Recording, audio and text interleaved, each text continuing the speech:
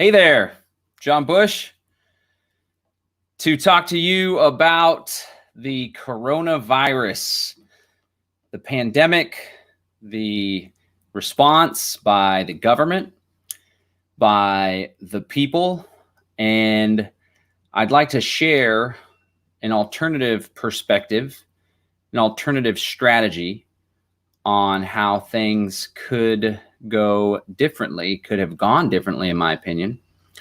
I also want to share some solutions and what we can do in our own personal lives and what we can do collectively in order to minimize the impact on us, in order to prepare for future freakouts like this. Everyone, let me know in the comments if you can hear me okay and if the quality's coming through okay. I don't know why I have these on. I can't hear anything from them. So I, in large part, didn't really take an opinion on what we ought to do. More so lately, I haven't been doing a lot of ought tos and shouldas. In my life, I used to be all about the analysis and public policy and government this, should have done that, and vote for this politician because he wants to do things and thinks that we should do things this way. But whenever I had kids and really started focusing on entrepreneurship and solutions, it was like, okay, things are happening in the world. Now, what are we going to do about it?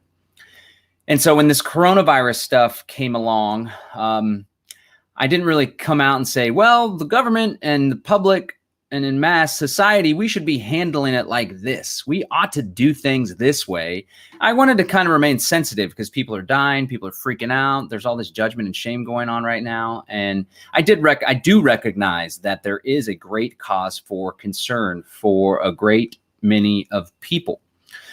But having sat back and I know there's a lot of people, there were two camps always. There was like, this is a really huge deal. We need to shelter in place. I hope the government does more. I'm really concerned and really afraid for my health and the health of our community and my family. And on the extreme, there were like, shelter in, the government needs to save us. You guys, you are evil if you don't follow the government line. And on the other extreme, they were like, this is a total hoax, total conspiracy. Have you ever even seen anyone that has coronavirus? This is total fraud. We need to go about our lives, so on and so forth. And those the parties at the beginning, these are people that are kind of like zealous and extremists. And they just jump in without necessarily surveying what the heck is really going on. So rather than jump into one of those camps, that's not really my style lately. It used to be my style. I was quick to form an opinion and shove it down your throat. I just took a step back and was like, let's kind of see what's going on here. And with the pandemic going on for around a month now in the States and longer across the world, I think I've finally formulated an opinion. And I wrote this opinion out and shared it on my Facebook. And so I'm going to share that now. My kids are here. They're hanging out with my girlfriend, so hopefully they don't barge in. That may interrupt things, but that's how we're doing it. And so here's my opinion. I'm just going to read it for you. I've largely sat on the sidelines and not really giving a shoulda opinion on COVID-19 and the government's response, in part because I'm not a public health official and I don't have a say in how things are handled, but mostly because my focus in life has lately been on solutions, how to navigate the world events in the best interest of my family, my community, and myself. But after seeing all the craziness taking place in our world and the shaming and badgering happening to those who have an opinion that is contrary to the party line, I feel compelled to share my thoughts. So here's my thoughts. The Texas mortality rate now is around 1.3%. I believe it's around 1.5% nationally, which is 10 times that of flu-like illnesses nationally, which is around 0.13. Not surprisingly, the deaths from flu-like illnesses also mirror the ages of those that are affected most and that die from COVID-19. Additionally, Italy is now reporting that 99% of the deaths in Italy came from those that had one or more pre-existing conditions. While my opinion on the matter is evolving and as new information comes out, and I'm not an epidemiologist, it is now my belief that a more effective strategy than the strategy that most governments are taking would have been, rather than shelter in everyone, to shelter in those vulnerable and susceptible populations. Rather than sheltering everyone, sheltering in those vulnerable and susceptible populations other people, everybody bracing for the impact, but people going about their lives, potentially getting COVID, more people getting COVID, but developing immunities. I also took a position too, like I've been following conspiracies and the governments and supranational governments and elites, power elites' goal to create totalitarian, top-down control grid, technocratic dictatorships. I've been studying that since 2002. This is also something I didn't take an opinion on. I've kind of stepped back from the conspiracy thing because I did the 9/11 truth thing for like a decade and was like shouting 9/11 was an inside job and shoving it down the throats of friends, family, coworkers. And then, that was a tough job back in 2002. I tell you what, to convince people that 9/11 was carried out by criminal elements operating within our own government and the intelligence agencies of our government and other governments, 2002, when everyone was high patriot mode. But now it seems like a good number of people know that 9/11 was a false flag, yet they don't do anything about it. And those that perpetrated it or suspected to perpetrated it are still in power, right? So when it came to the conspiracy thing, I'm like, man, it's great and it's fun to understand how the world goes on. And yes, it could help turn people against government as far from an anarchist strategic perspective for them to truly grasp what government is capable of. But at the end of the day, I was focused more on solutions and stuff. But now it's like, man, there's a problem reaction solution paradigm, which we're going to talk more about, where the government either creates the problem or takes advantages of the problem, foments a reaction through their mainstream media, and then brings in their solution. In the case of 9/11, it was 9/11 false flag, extravagant pictures, fires, flame. The reaction was blame Al-Qaeda, get the American public into a frenzy of fear and panic and xenophobia against Muslims, Islamophobia. The solution was we need to invade foreign wars and we need to pass the Patriot Act, Military Defense Authorization Act, and indefinite suspension, ramp up the NSA, so on and so forth. Same thing with this. So whether COVID-19 is a bioweapon or not, even if it's completely natural, that's the problem. The government is ramping it up, creating more of a problem and blowing up the reaction through the mainstream media, which in large part is sensationalizing, which we can't blame them. Like that's how advertising sells and people are tuned in. And then the reaction this time around is going to be the furthering of the police state clampdowns, taking a temperature on the public and how much they will take. And right now we have like a hardcore paternal and nanny state that's controlling every aspect of our lives. And then the big thing on the flip side, it's also going to be the furthering of a global government and global cooperation. And one of the big things that's going to come out of it, I think, is the surveillance state and ID 2020 and tracking people, and they're taking their temperature through camera imaging and having a smartphone device and mass vaccination. And this is also going to get people further into the vaccine agenda right when the anti-vax movement was really starting to take effect. So that's the kind of stuff that I want to talk about. That's the opinion that I took. I shared it on my wall. I also want to point out that this doesn't mean that I think we should all go frolic in the streets. And the real reasons why I felt motivated to really be more vocal about this is because when people are posting stuff and conversations are being had, and I take an opinion that's like, well, 80% of the people that come down with COVID-19, we're going to cover this more in depth, have little to no side effects whatsoever. And it's a very small percentage that have severe side effects. And it's a very small percentage also that actually end up dying, which, we don't want to take that lightly. This is really important. This is a public health crisis. We do need to shift the way that we're living. And I take those opinions in a very objective way. I'm not on this side of the aisle here. I guess it was this side that's trying to like ram things down people's throat. And that's not my style anymore. Although maybe I could lean a little bit more towards that to be more effective in my communication with people, because sometimes people need a swift kick in the balls and a slap in the face. But I was just being reasonable and objective and offering a countering opinion to that prevailing status quo opinion. And like, I'm getting shamed. My partner, for example, she works at a tiny home community and they do an event every month. And they have a little budget to do like a social gathering for the residents. And this month she wanted to shift that. And instead of doing like a little party or something, they wanted to go plant some vegetables in the big open air farm across the street. And the idea was we only need 2 or 3 volunteers this time.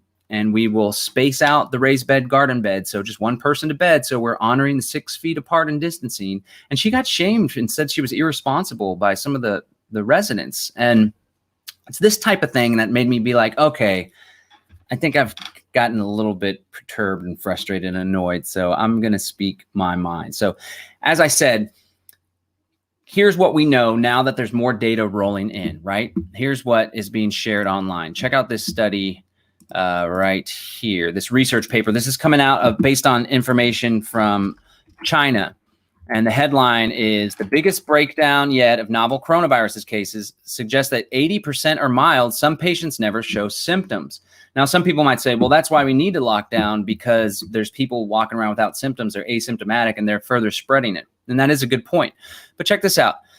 The research found that 80% of the confirmed cases were mild. Those patients might experience a fever or dry cough, but weren't likely to have difficulty breathing or develop a severe lung infection. So they also found that infected people could show no symptoms at all. That was with the case of 1.2%. I don't know how they would, I guess they tested so many people there in China, because people in the states that are getting tested that have symptoms aren't even getting tested, like here in Austin, unless you have extreme severe symptoms and you're one of these susceptible populations, which is people that have pre-existing conditions, people that are 60, 70, and 80 years older, especially. They're not even really doling out the test. And so with that information, then you compare it to the death rate of the flu or flu-like illnesses. And this was research. This isn't just me making these numbers up. And the mortality rate was 0.13. Here in the US, the mortality rate so far, this is with the number of cases that we have, is 1.5%. Okay. You take the number of cases, you take the number of people that died in a given geographic area, divide it by the number of cases, and then you multiply that number by 100 to get a percentage, and you get 1.5% the mortality rate, 1.23% in Texas. And in the state of Texas, it's also, nationally, it's 0.13% of the people that die from the flu. So that's 10 times as much. And you know what you come to find out? The age range of the people that are dying from the flu happens to be the same age range of most of the people that are dying from COVID-19, okay? Then we also find, based on Italy's numbers, and they had a bunch of problems in Italy. There's a much older population. A lot of people smoke in Italy.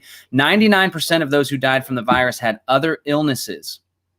Again, this is data. Now that we have more data, we can now maybe take a little bit of a step back and see if we need to shift our public policy, right? So here we go. 0.8%, that's the 1%, had no illnesses. 25.1 had one other. 25.6 had two other. 48.5 had three other. So if I were a public policy expert or if I was a public health official making these big decisions, like my big water thing. This used to be cool, like in the party days when you'd be like at a cake party. You're like, yeah, this is my big beer. But I don't really drink anymore. So now it's water, and I'm chugging water because drinking a lot of water is good for your system, especially in these crazy times. You see that number? Half of the people had 3 or more illnesses. So here's what I think would have been a better strategy than sheltering in almost everybody and completely decimating the economy. And I'm not going to get put into that false dichotomy where it's like, oh, I think the economy is more important than a personal life, right? That I'm not taking that judgment. That's not what I do think. That's a false dichotomy. Either we shelter everyone in and save lives, or we shelter no one, or we shelter everyone in, save lives, and destroy the economy, or we let everyone go about their lives, save the economy, but everyone dies. That's a false dichotomy. There's a middle path, like our good friend the Buddha said. The middle path would be, how about we isolate those individuals that are most susceptible to extreme adverse effects of coronavirus, even death. And in that regard, yes, that's still going to be a big group of people. And I've had folks that are older that are coming on, like I make a reasonable position like that. And I said, this I think would have been a more rational thing to do. And they're like, you're saying our lives don't matter? And what about, I'm an old person, you don't care about me? And it's like, no, that's not what's being said here. First of all, you're sheltered in anyway. Second of all, I have many older folk in my life, like my grandparents and family members, and even family members that are old and have pre-existing conditions. Nobody wants anyone to die here. Everyone's all worked up in a frenzy, getting all extreme reactionary. The media is in large part responsible for that. And it makes it difficult to have a cool, calm, collected, logical, rational conversation, which is exactly what I'm trying to do here. And I would encourage you in the viewership to do the same thing. Even if someone's all frenzied up, just be like, hold on, can we just take a step back, maybe take a deep breath, and let's recenter here so we can continue our conversation. So I believe that would have been a better public policy. And then when it comes to the question of economy versus lives, I hate to break it to you, but the two are inextricably tied together.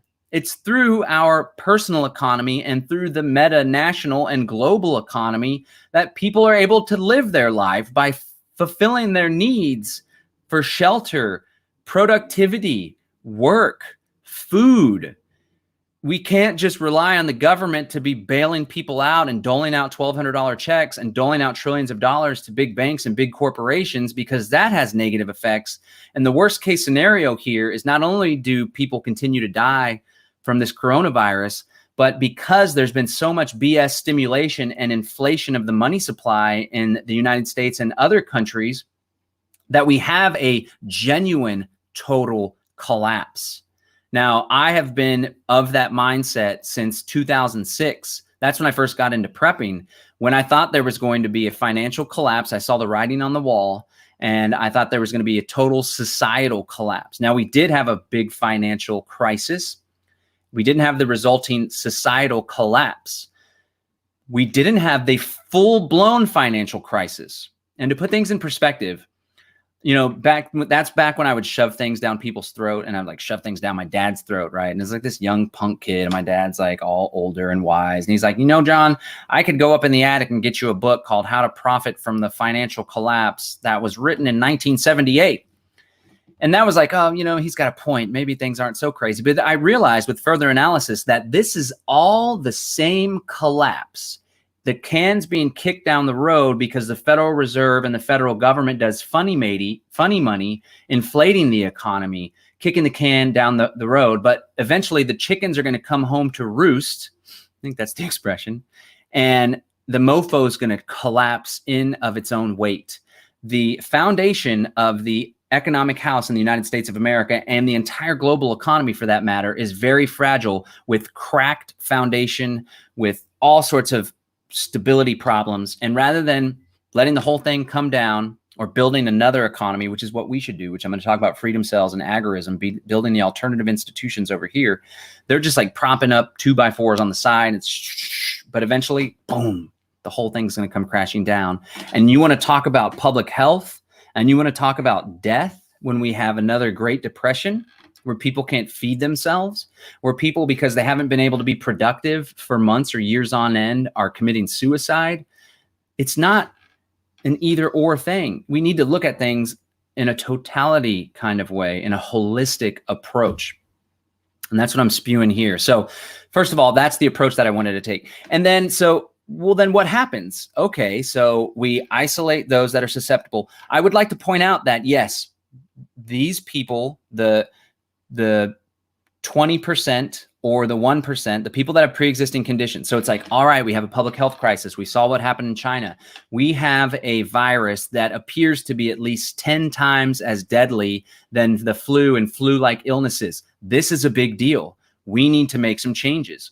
Okay, now that we have some data coming out of China, we see that this is out of China. 80% of the people that get the virus have little to no symptoms, mild symptoms. Okay, so those people, we're not talking about them right now. We're talking about the people that we want to save, our grandparents, the boomer generation, those that are in great positions of power, those that are running a good chunk of the economy, right? So we have those folks shelter in. And then if I'm an anarchist free market guy, so I'm not for any stimulus or anything, but if we are to have stimulus, it would be much easier for society through these entitlement programs and stimulus to help this smaller group, rather than having to pump out $2 trillion in the stimulus package and all sorts of bailouts, right? Most of these industries would still be able to function.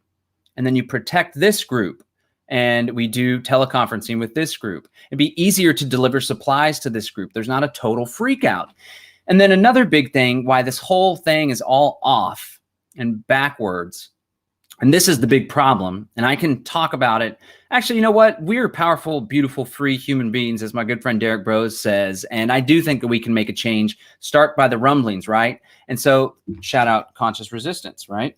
And so we all need to take a big, hard look in the mirror and take stock of our health. because the system of health that we have in the Western world, which is allopathic reactionary medicine, and the dietary system and the fast food and the pounding of sugars and the freaking soda can that has 48 grams of sugar and the pumping full of pharmaceuticals and vaccine, it is no wonder that there's so many people that have pre-existing conditions that creates life-threatening scenarios, right? So if we want to avoid this in the future for ourselves and for society as a whole, it's extremely important that we take stock of where we're at and we make big time changes in our own lives, and we talk to our friends and family about these big time changes. I wanted to show you guys the Health Freedom Report. This is a news aggregation site, much like the Drudge Report, and it has different news going on with Corona and everything from a different perspective. But now that I'm talking about this, I want to share this article here from Joel Salatin, and he talks about everybody's just going to be waiting around for the vaccine, but really, what about a public health mission going on where we help and encourage people to boost their immune systems? Instead, everybody's all jacked up on white sugar. Interestingly, all the experts are scrambling for a vaccine to solve it. Why don't we have a national effort to boost everyone's immune system? This might be a good time to start such a campaign. And he's right. Everyone, so the policy is like shelter in, don't go outside so we don't spread the virus, and let's all wait 18 months until a vaccine is developed. And again, what I think the policy should have been would be shelter in those susceptible populations, which is a minority of the population. Everyone else develop immunity, get antibodies. And he also had a very controversial essay that he wrote, a blog, where he says that he wants to get coronavirus. We have it here as one of our trending news. Joel Salatin, I want coronavirus. He's like, folks, just let's get it and get over with. Because here's the problem with this paradigm that we're engaged in. He caught a lot of flack for this, big time flack. Okay, then bring it on. I'm healthy, so I want to get immune and allay my concerns. The mass hysteria among the general populace won't get us through it. It'll only postpone the immunity exercise.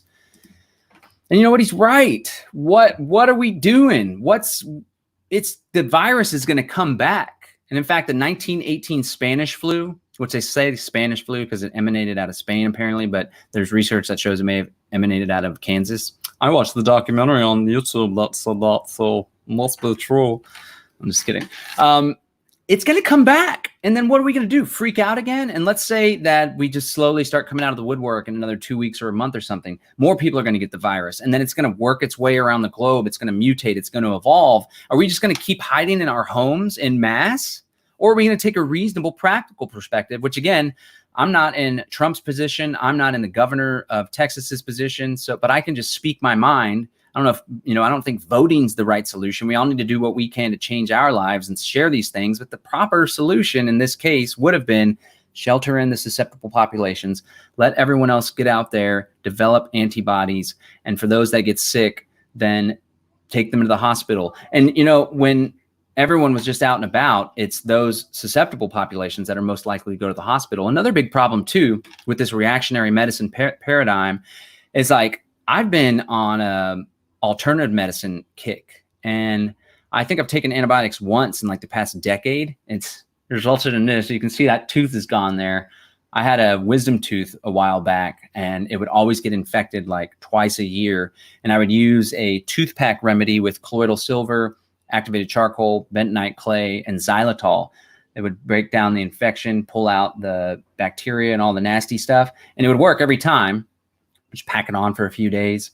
But then it stopped working, and the infection got so bad, my jaw started getting swollen. It was bad news bears, so I had to get the tooth pulled and had to get antibiotics. But I digress. Everyone is so quick to go to the doctor, to go to the hospital. That's the reason why these institutions are being overwhelmed, in my opinion. Those are the two big concerns here with coronavirus, right? I'm not one of the guys that says it's a hoax and that we shouldn't be concerned. We should frolic in the streets, spitting and slobbering all over the door handles. That's not me. Nobody's really saying that, but the big concern is there are susceptible populations, and the virus is 10 times more deadly. And those susceptible populations, whether it's old age, and not necessarily old age, but old age and unhealth, and especially pre-existing conditions, they have a good chance that they could die, right? And then the second problem is the medical institutions are being overwhelmed. You know, one way to solve the second problem is to deregulate, to get government out of the way. All these people are like, we need socialized medicine. We need the government to come save us. There's so many regulations that have prevented a rapid response. And then people's gut reaction is to blame Trump for the lack of testing and stuff.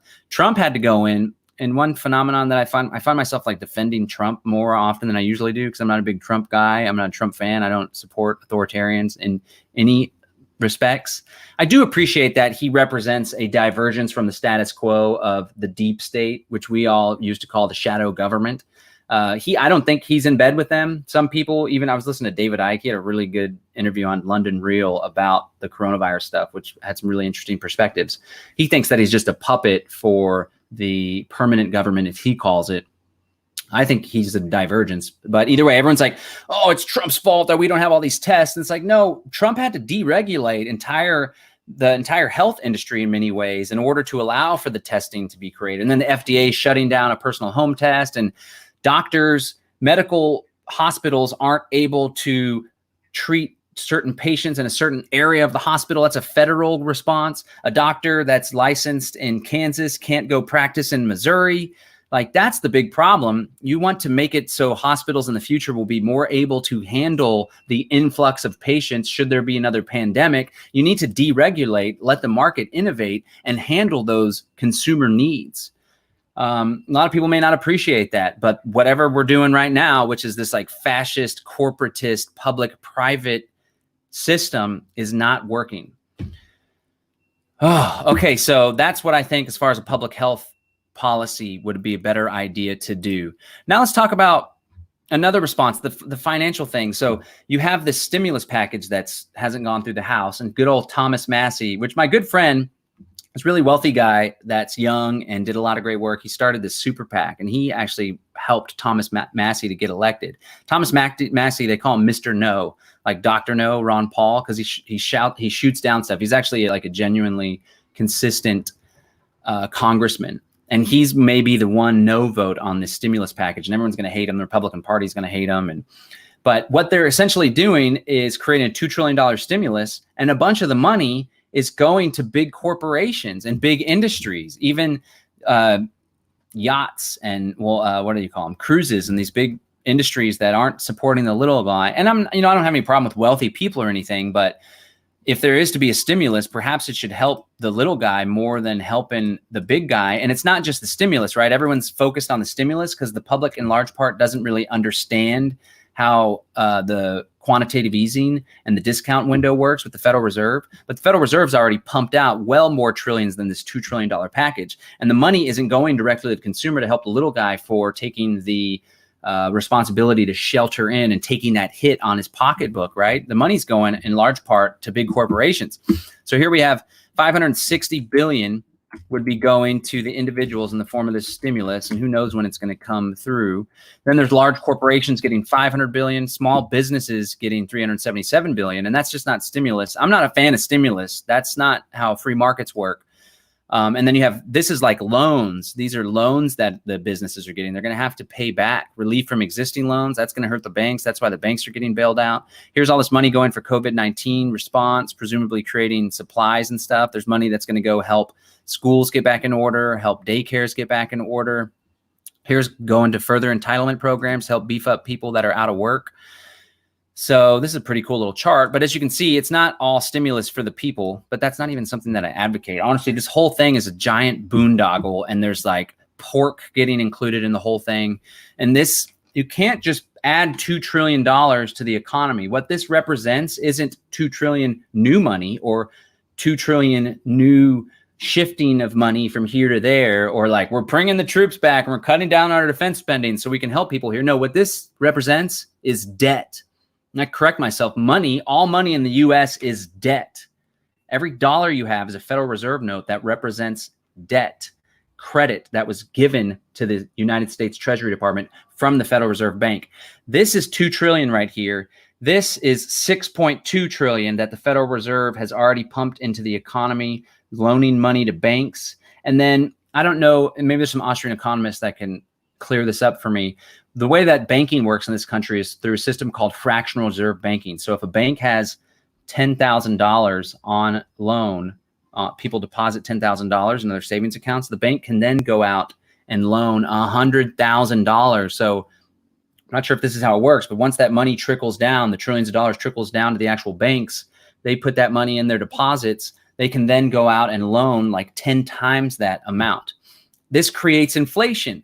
This is why people are like, we can't go back to work. Just take this little hit on your pocketbook. Government's going to support us. We're going to get our $1,200 checks, right? I said the other day, we're all survivalists now. And it's also like, we're all socialists now, because I'm sure all these Trump supporters are just waiting for that check. Give me that check. America, damn communist over there in China, socialist. And then they're like, let's bring in some socialism and communism. You can't just stimulate the economy like that and not expect there to be long-term repercussions on the overall economic outlook, not to mention the existing mountains of debt that this country already has. It's going to be bad news bears, man. All right, now let's talk about problem, reaction, solution. So whether or not this was a man-made crisis, like a false flag terror attack or some sort of bioweapon, problem, reaction, solution, the Hegelian dialectic, right? Hegel and Marx, he talked about how societies shift and how people can shift things. And it was through the thesis, the antithesis, and then the synthesis. This is where problem, reaction, solution comes from. The thesis is like, we have this coronavirus, people are dying, it's a huge public health threat. The antithesis is the reaction. It's like, oh my God, we need to freak out. Somebody needs to do something about it. The synthesis is like, okay, let's come together and let's take power and take control. Problem, reaction, solution. Who stands to benefit? Cui bono? Who's going to benefit from this? Well, for one, the pharmaceutical companies and the vaccine industry are going to benefit big time. There's going to be a major setback for civil liberties, libertarians, anarchists, and natural health proponents, and the anti-vax movement, because people have been so worked up into a frenzy and are so freaking scared that they are going to be begging for this vaccine. And of course, the pharmaceutical industry. And the idea, my public health plan there, where you isolate the vulnerable, susceptible populations and let everyone get immunity, that goes against, we need to stay scared so we can all get this vaccine when it comes around. So the vaccine companies stand to benefit. What else stands to benefit is this idea of ID 2020. It is a fact that there is a small group of very powerful people that are leveraging public institutions and private institutions, governments, banks, media, large corporations, with the goal of creating a supranational, above national governments, totalitarian, technocratic dictatorship of a global government. That's a fact. If you're watching this on the Conscious Resistance, you're probably well aware of that. One of the desires of this network, this cabal, this shadow government, some people call it the Illuminati, is to track all human beings. Essentially, what they want to do is end the cycle of history, really, end the cycle of revolutions whereby the people are tyrannized and then they take up arms, they overthrow governments, and they replace the existing power infrastructure, the ruling class. They want to create an environment where the herd, the public, is more easily ruled over without having this threat of revolution. In order to do that, one of their goals is to reduce the size of the population and to be able to control the population better. And this is where we see Agenda 21, which is now like Agenda 2030 coming along, where they want to section off large parts of the population to rewild it so the wildlife can flow again. And so human beings can be cordoned off in small little itty bitty super cities. They can be tracked, traced, and controlled. And now we see problem, reaction, solution. So whether this was purposeful or not, the powers that be, including Bill Gates, who helped to finance this Event 201, which took place last year, which was planning for a global pandemic and how they were going to respond. Now, a lot of conspiracy theorists will jump there and say, oh, they had this Event 201 already, therefore this whole thing was contrived. And I don't think it's unheard of that the governments and private sector would be working together to plan for the next pandemic, because we have pandemics that have been taking place like SARS and Ebola. Nonetheless, a lot of people are like, okay, when this happens again, how can we leverage it? How can we use it to our advantage? And one of those ways is through this program called ID 2020. And when you look at who it is, it's a who's who, this conglomeration of companies. Identity is vital for political, economic, and social opportunity, but systems of identification are archaic, insecure, lack adequate privacy protection, and for over 1 billion people, inaccessible. Digital identity is being defined now, and we need to get it right. Now, for all the cryptocurrency folks out there, they're talking about using blockchain technology to create this global identification program. And the beauty of blockchain technology is that it can be released upon the world and not controlled, and it can be decentralized and peer-to-peer. But this is very much not going to be that. This is going to be the use of a blockchain in order to track, control, and identify the entire public. And you're like, okay, let's check out who the alliance is so we can really just see what the heck's going on.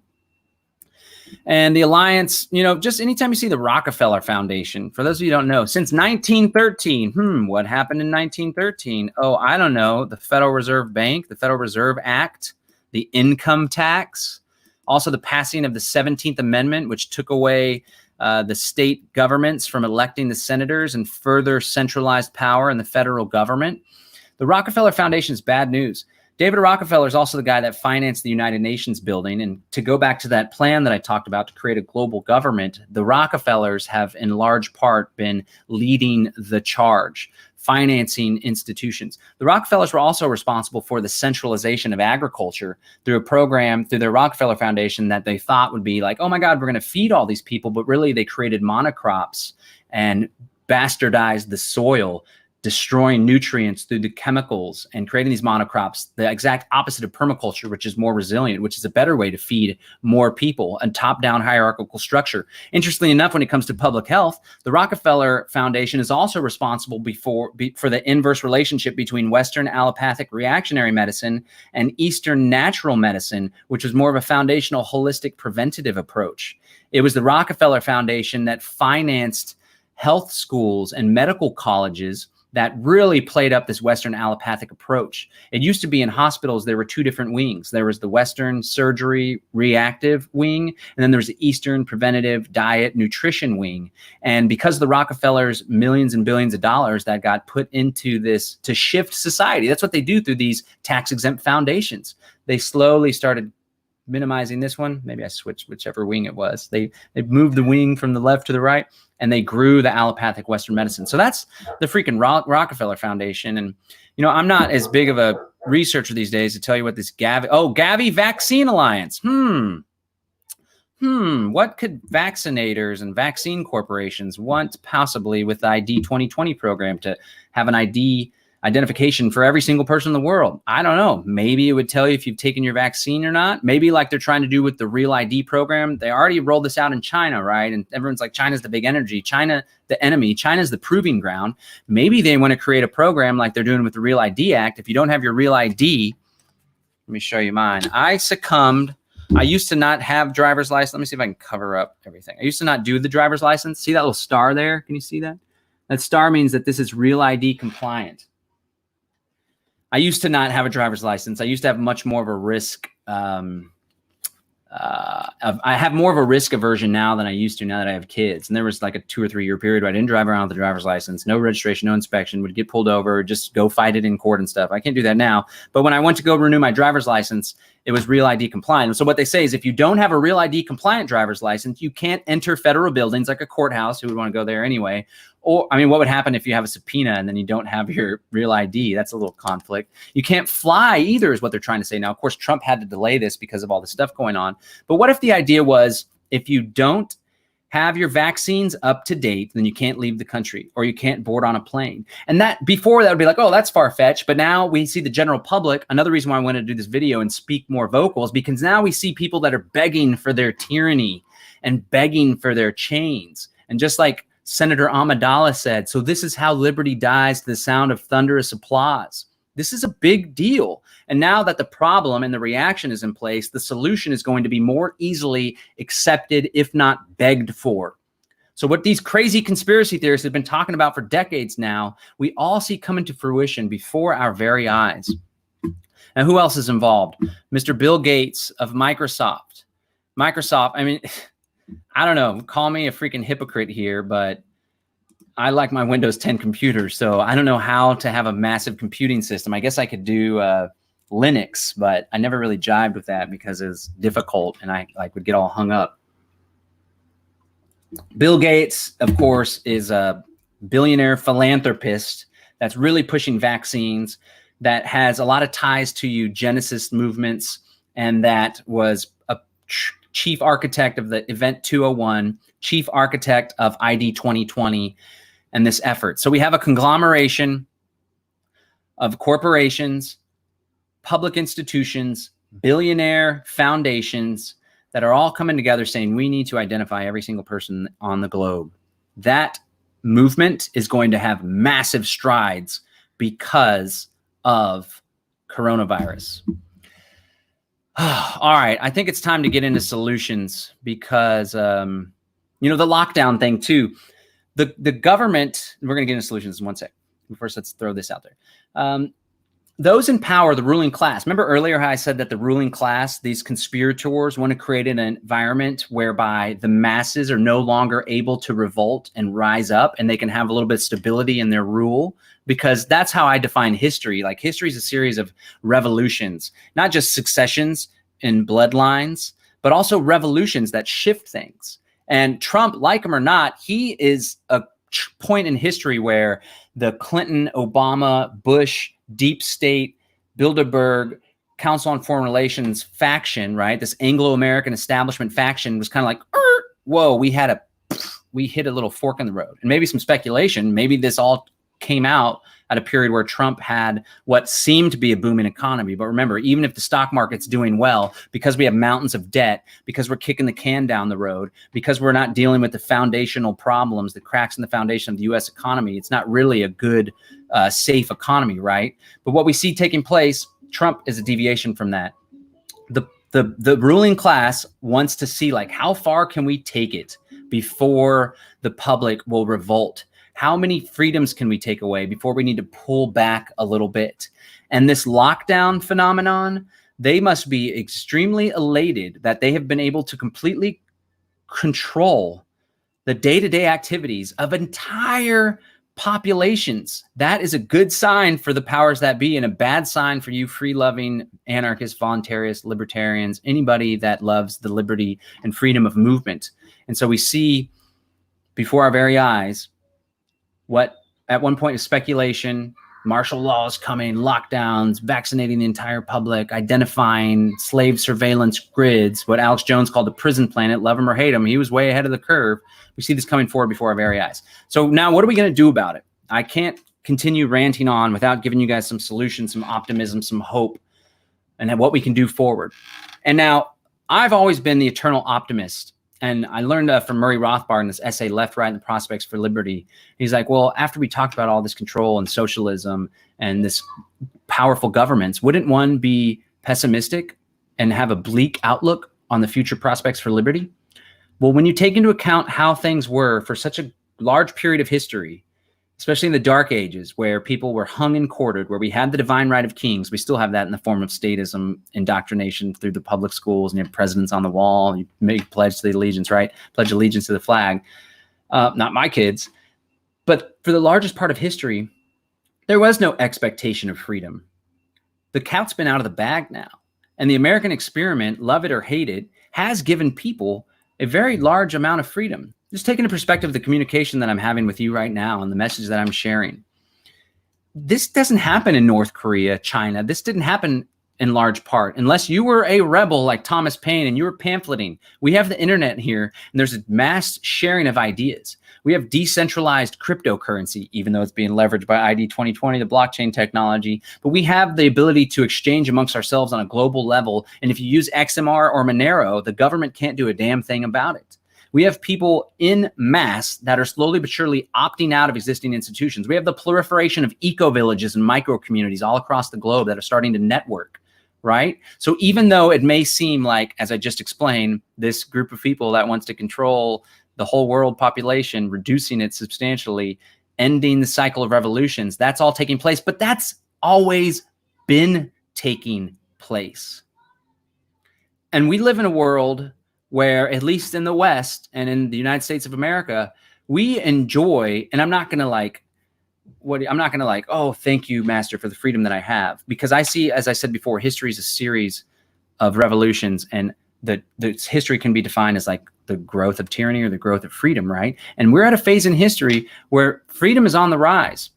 And because we have the technological ability to communicate with one another, to pierce through their mainstream media BS that used to be able to just control us all without having to pamphlet and literally physically go hand things out, although we may need to be doing that sometime when the internet could be controlled, right?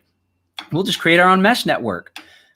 The further they clamp down, the easier it is for we free thinkers and liberty lovers to share with people.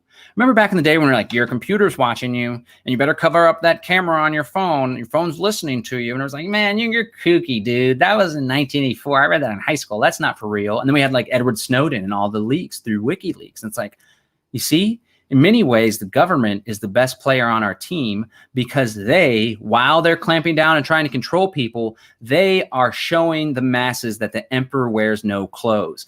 And to touch on the masses, where the masses don't matter. The masses are scared. The masses are begging for, like my high school friends and stuff are shaming me for sharing a different opinion. And they're just loving the lockdowns. One of them even called 311 on some people that were going to a bar one night during the lockdown, whatever.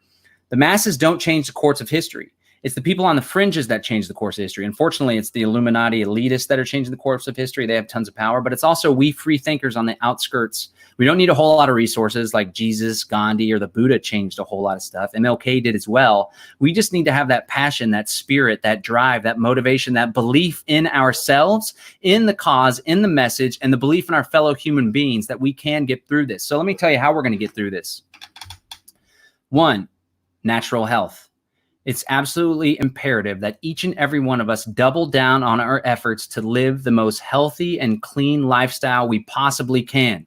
That means avoiding sugar, avoiding fried foods when we can. Now, I'm not saying 110%, but start shifting down. So if you have just like pounding cakes and ice cream and soda and just drinking beer all day and fucking snorting blow and cocaine, like it's over here. And then here's like total purity. I don't even eat anything that has any semblance of non-goodness in it. It's like the idea is like start working your way this way. And when it's the weekend, maybe you'll go set back. Limit your intake of processed foods. Try to eat organic as much as you can. Grow your own food. If you're on pharmaceuticals, talk with your doctor and see if there's any alternatives. See if you can work your way out. If your doctor isn't having that, then go visit a naturopathic doctor. Talk to your chiropractor. Engage in Eastern medicine. Take your vitamins. Take your minerals. Boost your immune system. Exercise. Get out in the sun. Love one another. Dance. Swim. Have the good life. Meditate. Yoga.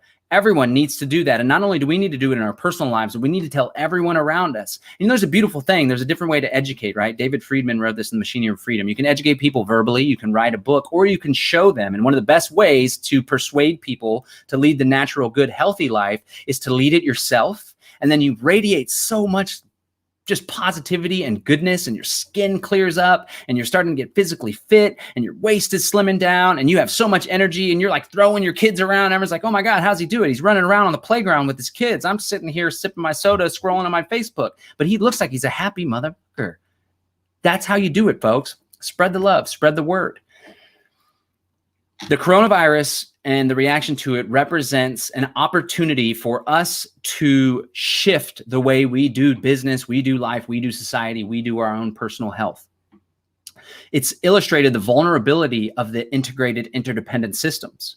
Now, it's being interdependent on a top-down hierarchical way because society, life systems are all interdependent, right? In a permaculture way. But how can we enter that interdependence in a synergistic way rather than a way that is contrary to the nature of reality, to the nature of the natural systems? How can we be a part of that natural system that isn't like a human-centric way of doing things, that's more synergistic and more respectful of the life around us, right? And one of those ways is to grow your own food, to decentralize your food systems. And that's why the irony of my girlfriend getting berated for wanting to grow food. It's, first of all, growing food and tending food cultivation is an opt-out. It's considered an essential activity for these shelter-ins. Second of all, she was like, well, there's a lot of food vulnerability going on. They're like, there's no food vulnerability. I was like, have you been to the freaking grocery store lately? This is the time, folks. This is the time to change the way we do life, to decentralize the systems, to not be dependent on a supply chain that's totally top-down, hierarchical, completely vulnerable, where a lot of the food you get from the grocery store was imported from a foreign country, and we could grow that food perfectly fine here. Maybe if it's avocados, we'll get it imported from Mexico, and hopefully they're not cartel blood avocados like blood diamonds.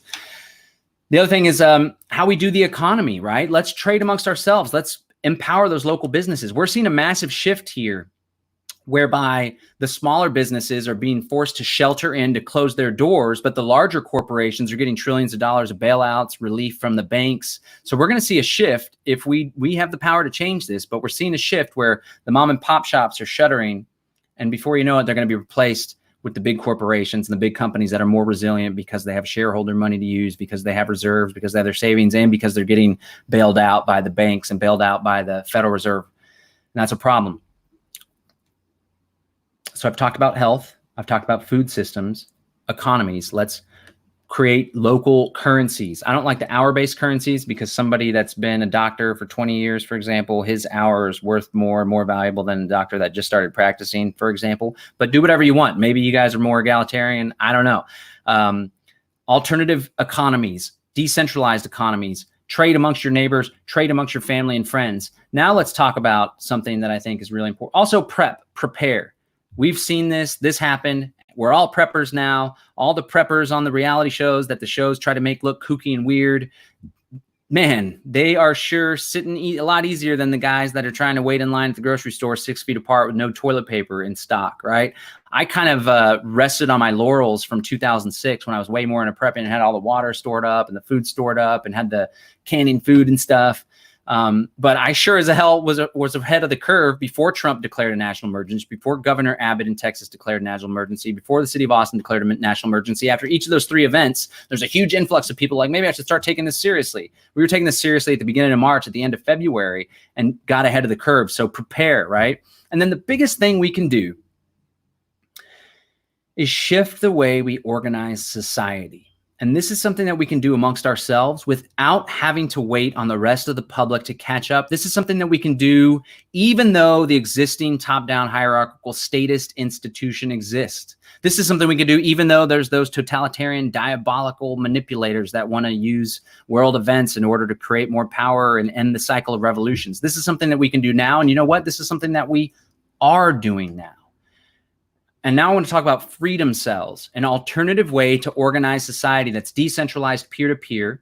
It works with small groups of 8 to 12 people organizing themselves, supporting one another through mutual aid. The small groups of 8 to 12, the reason why I say 8 to 12, this guy named Bob Podolsky, along with a guy named John David Garcia, they did the research and found that 8 people in a group leads to the most creativity, the least friction. Anytime you deviate from 8 one way or another, it becomes less effective, less creative, more friction. They also found that an equal number of women and men tends to be the most effective way to do things. So we say 8 to 12, could be 7, could be 9, could be wherever the hell you want. These are just our ideas here. So you get 8 to 12 people. You all come up with mutual goals. We're all going to have 3 months food stored. We're all going to have access to firearms, learn to use them safely, proficiently in order to defend ourselves, our family, and our community. We're all going to have encrypted communication. We're all going to have off-grid communication, maybe CB radios. We're all going to have a bug out plan that we can double check on. We make sure everyone bugs out. Maybe we bug out together. Maybe we don't. Create these goals. We're all going to make sure that we're all staying healthy together and that we're being accountability partners for our exercise and fitness routines, right? You have the group of 8 to 12. You agitate and encourage the creation and proliferation of other groups of 8 to 12. So now you got your group here, you got your group here, you got your group here, your group here. When you have 8 to 12 groups of 8 to 12, you form what I call a middle cadre. So this is the inner cadre. You're most dedicated to one another. You form a middle cadre that's dedicated to helping each other, but not as dedicated as you are to your initial group of 8.